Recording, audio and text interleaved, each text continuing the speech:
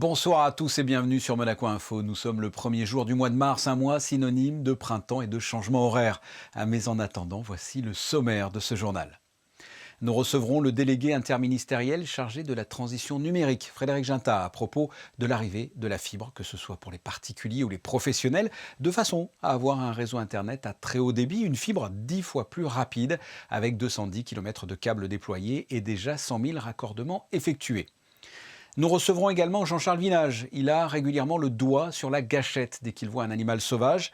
Pas du tout pour l'abattre, mais au contraire pour le magnifier. Nous parlerons entre autres avec ce photographe de son prochain projet, les cétacés de la Méditerranée et toutes les nuisances qu'ils peuvent subir.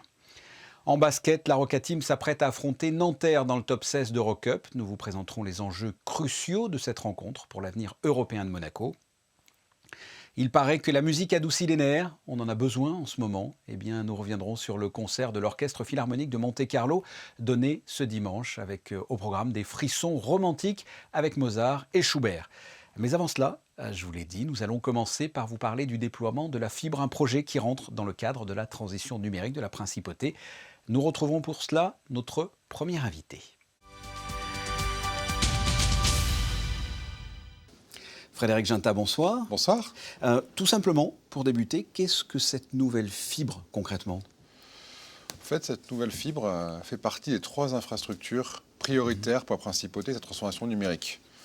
Nous avons lancé la 5G en 2019, avec quasiment 3000 abonnés aujourd'hui. Nous lançons aujourd'hui la fibre et nous aurons d'ici la fin d'année notre cloud souverain. Cette fibre, c'est vraiment une capacité de puissance numérique. Elle permettra aux particuliers et aux entreprises d'avoir des connexions plus rapides, plus stables et surtout d'avoir des réseaux non saturés. C'est une des fondations avec la 5G et le cloud sur laquelle nous allons réussir notre transformation numérique.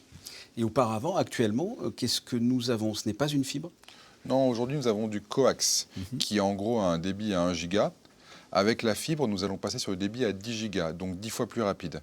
C'est la norme la plus élevée au monde. Monaco aura la fibre et le débit le plus élevé au monde. Mais plus que juste la puissance, nous allons également passer sur des technologies plus innovantes, notamment pour votre Wi-Fi, avec le Wi-Fi 6. Les monégasques auront cette année la fibre, les connexions, le Wi-Fi de la meilleure qualité possible. Alors, on n'est pas tous férus comme ça de nouvelles technologies, on est d'accord, la fibre et la 5G, ça n'a rien à voir, c'est pas la même chose du tout. En fait, la 5G permet c'est des réseaux mobiles sur votre téléphone. Il vous permet, en mobilité, de mieux travailler, d'avoir même plus de plaisir, plus de connectivité. La fibre, elle répond à 3 usages. Le premier, elle répond aux usages des individus, des résidents, des monégasques, à chez soi avoir une meilleure télévision, un Wi-Fi qui marche mieux, une connexion stable. Elle répond aussi à un immense besoin qu'on a vu pendant le Covid, qui est le besoin de télétravail, de visioconférence, de performance pour les entreprises. Aujourd'hui, grâce à la fibre, nos entreprises vont disposer de cette capacité, de cette puissance pour justement travailler dans un monde Covid et post-Covid. Et enfin, pour le pays, c'est un atout immense d'attractivité. Et où en est-on par rapport aux autres pays ? On est plutôt en avance, plutôt dans la normalité, où en est-on ? Alors, j'ai récemment participé à une réunion où, en plus de Monaco, 22 ministres et membres de gouvernement en charge du numérique représentaient leur pays, tout ça organisé par l'ONU. Et 2 choses très intéressantes sont ressorties. La première, c'est que l'obsession des gouvernements aujourd'hui sont les infrastructures numériques, à savoir cloud, fibre, 5G. Et la deuxième chose, c'est que donc, chacun présentait un petit peu le plan de son pays, et le plan monégasque était objectivement parmi les meilleurs, si ce n'est le meilleur. Aujourd'hui, clairement, que ce soit sur la fibre, la 5G ou le cloud, Monaco aura fin de cette année les meilleures infrastructures au monde, ou parmi les meilleures infrastructures au monde numériques. Et où en est-on là de l'installation ? C'est en cours ? C'est bientôt fini ? Où en est-on ? Alors aujourd'hui, la fibre a été installée partout, je dirais, sous nos pieds, en principauté, et elle arrive dans la majorité des immeubles. D'ici la fin de l'année, 85% des habitants et résidents de Monaco auront accès à la fibre, 100% des personnes dans les domaines, C'est une volonté du gouvernement justement qui a cofinancé cette fibre, ainsi que les endroits stratégiques de la principauté seront fibrés. Et concrètement, ça a été complexe à installer cette fibre. C'était des gros travaux. Comment ça s'est passé? Monaco est un pays d'immobilier, donc dès qu'on s'attaque à des fondations, c'est forcément complexe. C'est pareil pour la 5G, c'est pareil pour ce qu'on est en train de faire pour le cloud. On travaille sur du câblage, on travaille sur du mapping, on travaille parfois sur des vieux bâtiments qui ne sont pas équipés pour la fibre. Donc notamment pour les bâtiments les plus anciens, c'est extrêmement complexe de trouver le bon conduit et de donner l'accès pour les résidents et les monégasques. Ça a été complexe, ça a été géré avec talent par Monaco Télécom, que je remercie pour son travail performant et en lien avec le programme Extended Monaco. Mais aujourd'hui, nous y sommes, nous lançons la fibre et nous avançons dans le Monaco numérique, dans le Monaco d'aujourd'hui que nous souhaitons. Alors là, moi, je suis un particulier, j'ai la box de Monaco Télécom. Qu'est-ce que je dois faire? C'est un nouvel abonnement? Ça remplace la box? Qu'est-ce qu'il en est de cette fibre si je veux la voir? Alors, déjà, il faut vérifier son éligibilité. Donc, Monaco Télécom va mettre en lien un site qui vous permettra, en rentrant votre adresse, de savoir si vous êtes éligible. Et ensuite, il faudra prendre contact avec un technicien qui viendra raccorder la fibre qui passe dans votre immeuble à votre appartement et faire les modifications nécessaires, notamment une nouvelle box parce que équiper cette fameuse technologie Wi-Fi 6. Donc, la première chose à faire, c'est d'aller sur le site de Monaco Télécom, qu'on soit un particulier, et à partir de juin, une entreprise. Et pour avoir donc un débit beaucoup plus rapide? 10 fois. 10 fois plus rapide. 10 fois, et une connexion beaucoup plus rapide. Ce qui, en termes d'attractivité, est vraiment central. Frédéric Ginta, merci d'avoir répondu à mes questions. Merci beaucoup. Toujours concernant l'arrivée de cette fibre, sachez qu'un magazine spécial vous est proposé ce lundi 21h sur Monaco Info, un programme préparé par Sébastien Borgna. Une de nos équipes a suivi les coulisses de ce tournage dans les studios de Monaco Broadcast. Reportage de Vanessa Dessy et Alexandra Marangoni. Une émission spéciale sur Monaco Info est consacrée à la fibre. Échanges, questions et surtout spécialistes en plateau donnent le maximum d'informations afin que les usagers comprennent mieux cette révolution. C'est un assez gros événement, un réseau nouveau comme ça à Monaco, c'est la première fois depuis près de 40 ans que ça existe. Et donc il faut préparer cette arrivée parce que c'est le réseau qui supportera tous les usages des gens à Monaco pendant au moins les 20 prochaines années et parce que c'est une toute nouvelle génération de services. Donc il faut expliquer un petit peu, il faut accompagner cette arrivée et faire en sorte que les gens aussi comprennent pourquoi chez eux il y a des techniciens qui viennent, qui posent des fibres justement et puis qui s'en vont derrière. Monaco Télécom souhaite équiper la totalité des logements éligibles d'ici 2023. Passons au premier point sur l'information avec vous, Vanessa Dessy, bonsoir.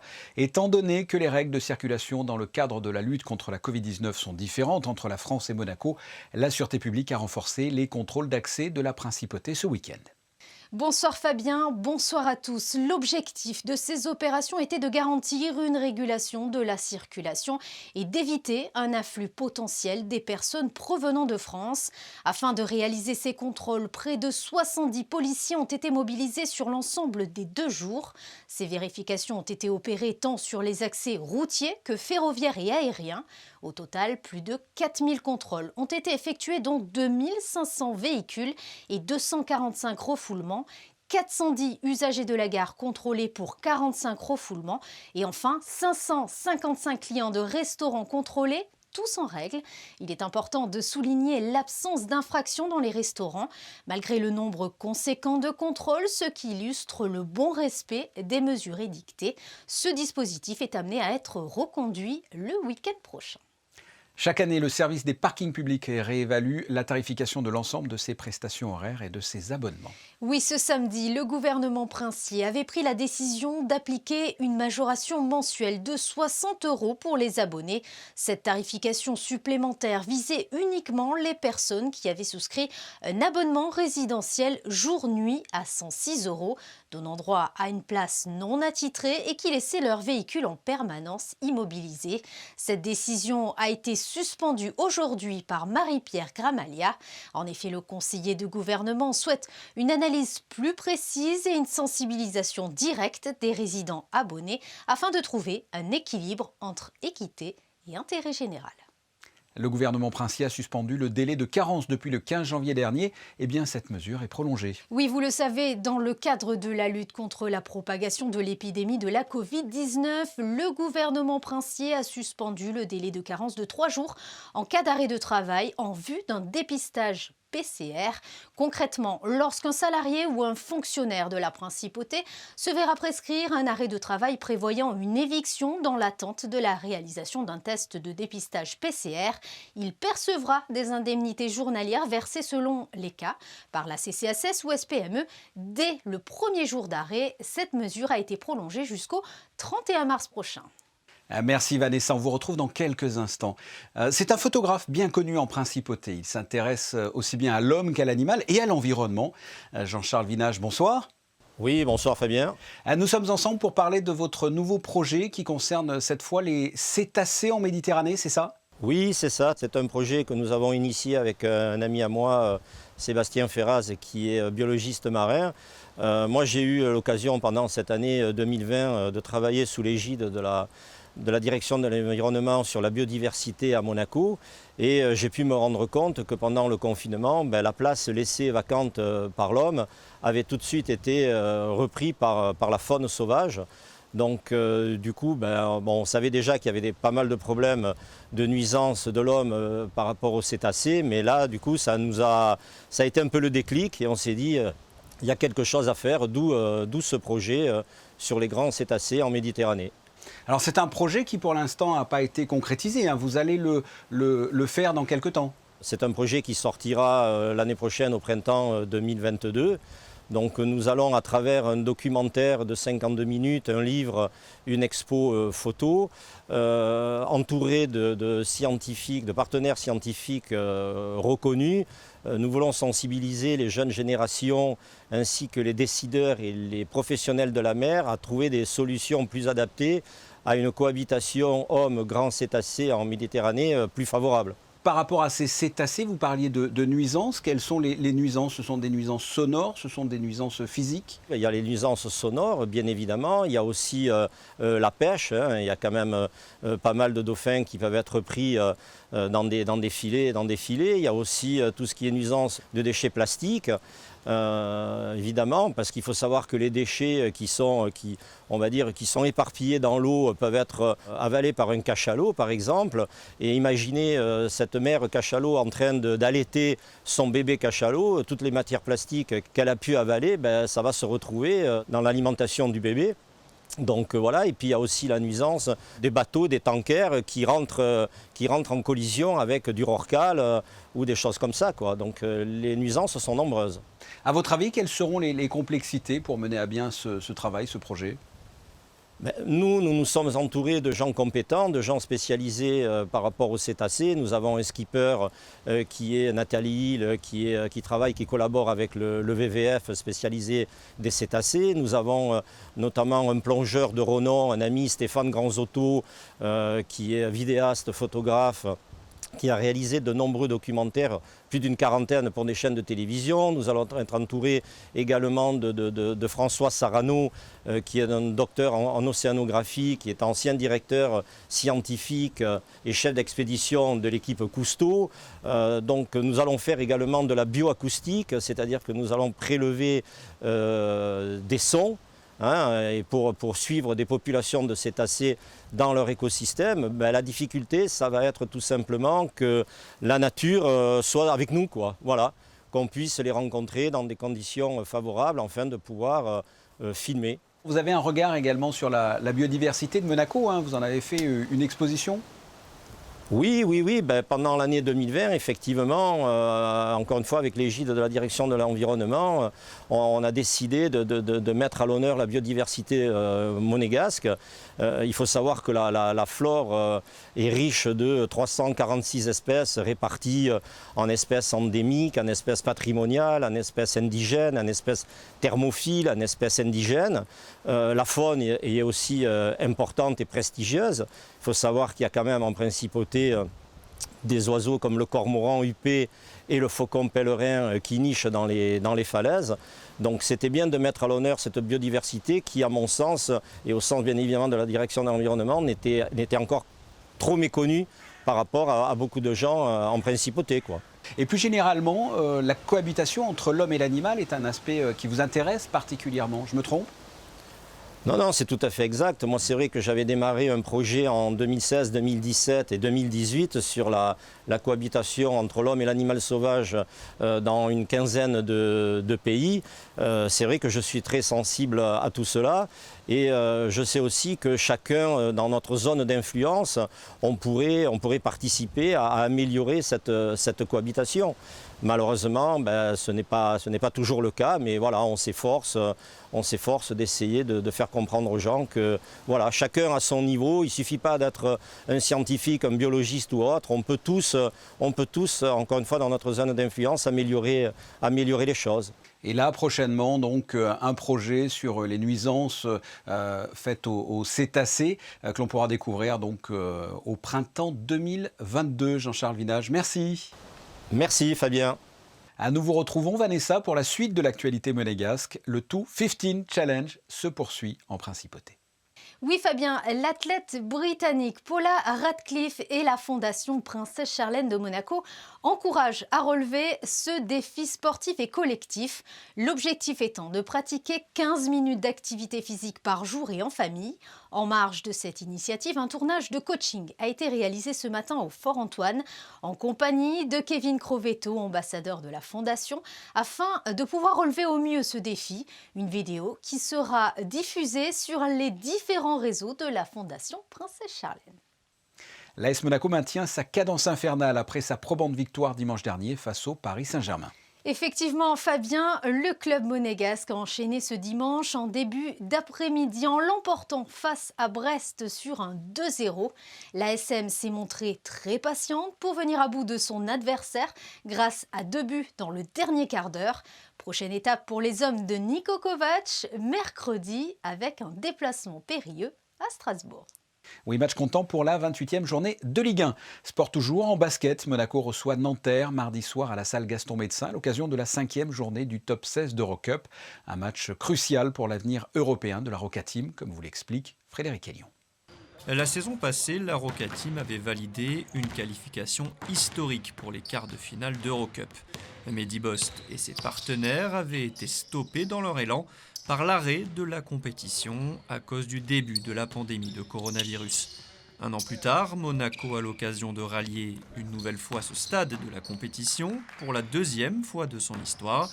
Pour cela, la Roca Team, leader de sa poule de top 16 avec 3 victoires et une défaite, devra s'imposer contre Nanterre mardi soir. Si on gagne, on est assuré de passer en quart de finale, donc c'est l'objectif numéro 1, on est concentré à fond là-dessus. Tous les efforts qu'on a fait avant et tous les bons matchs qu'on a fait avant, ils doivent être confirmés ce mardi.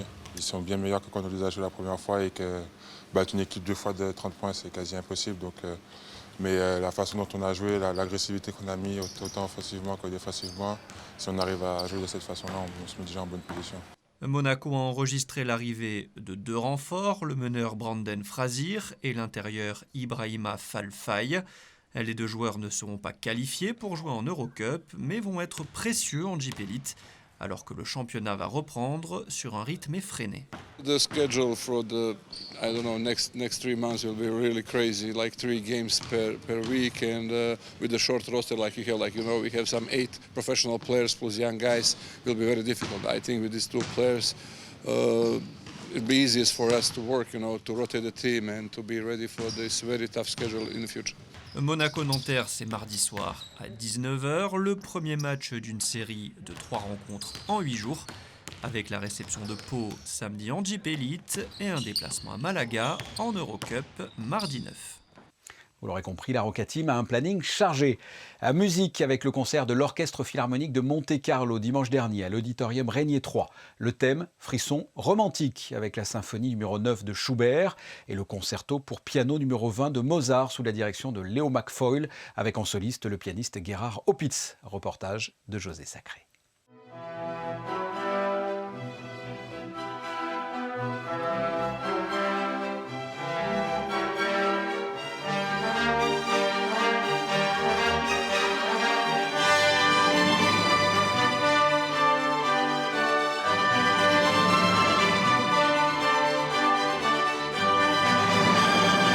maestro Gelmetti, souffrant, empêché de diriger le concert du 28 février, c'est le jeune et talentueux chef britannique Leo McFall, découvert et invité in extremis par Didier de Cotigny, qui a dirigé la symphonie numéro 9 dite La Grande de Schubert et le concerto pour piano numéro 20 de Mozart.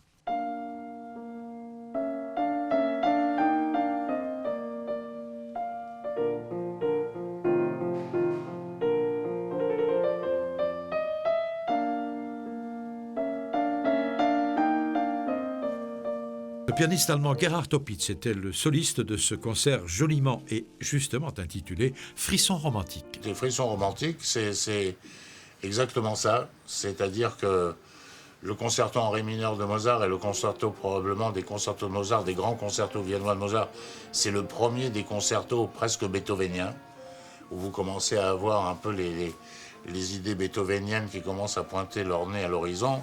C'est le plus dramatique des concertos de Mozart. Et la grande symphonie de Schubert est aussi tournée vers le futur. C'est une symphonie qui se détache quand même énormément de la production de Schubert. Et c'est quasiment la première symphonie de Bruckner.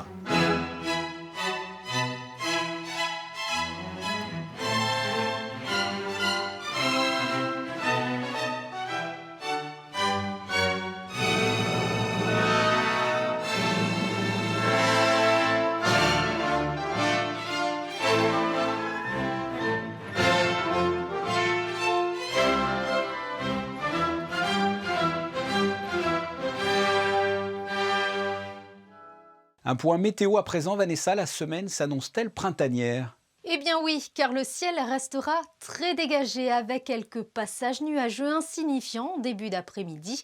Des rafales pouvant atteindre 16 km/h traverseront le pays. Les températures iront de 6 à 14 degrés. Le soleil se lèvera à 7h04 et se couchera à 18h20 et nous fêterons les Charles.